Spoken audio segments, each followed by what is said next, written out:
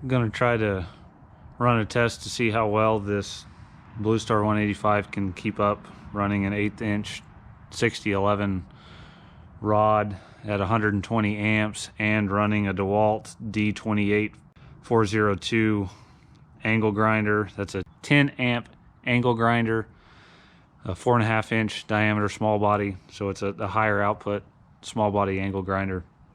The current setup has the same weld lead and ground arrangements as before. I'll be running electrode positive, and then the angle grinders on a 25-foot extension cord. I believe it's a 12 gauge cord. I don't entirely recall.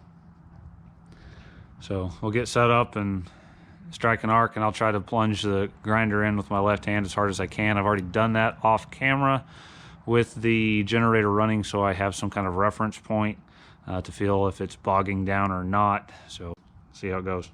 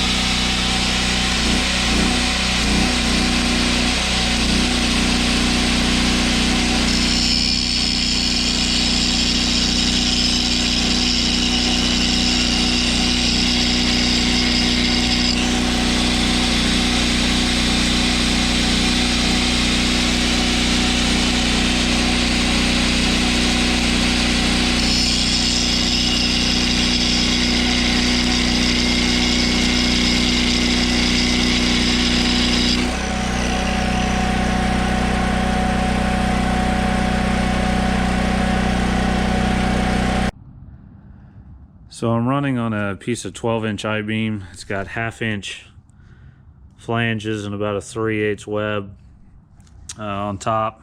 I have some place where I ran some beads with a MIG years ago during a log splitter project, trying to get it dialed in. These were some test locations where I was practicing using my non-dominant hand to try to bury the grinder into it.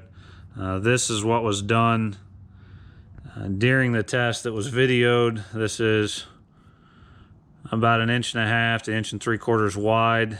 Here on this bead, it's about 3/8 of an inch deep that I went in, and that kind of tapers off more towards, say, 1/8 of an inch on this side. I was able to, as best I could, operate both at the same time, obviously in near proximity, not ideal, but it worked fine. I couldn't tell that there was any degradation at all in the weld performance, and I never felt that the grinder was ever lacking in power either. So overall, I'm pretty impressed. Again, that was running 120 amps electrode positive on an E6011 rod, as well as running a 10 amp angle grinder, and it may be fairly close to max rating on that grinder while trying to do both simultaneously. So hopefully this gives you an idea of whether or not this Miller Blue Star 185 can suit your needs. I think it'll do me just fine. I don't know that I would ever have any need to try to test that at, say, 150 amps. 150 amps is the maximum constant current rating of that machine without it overheating.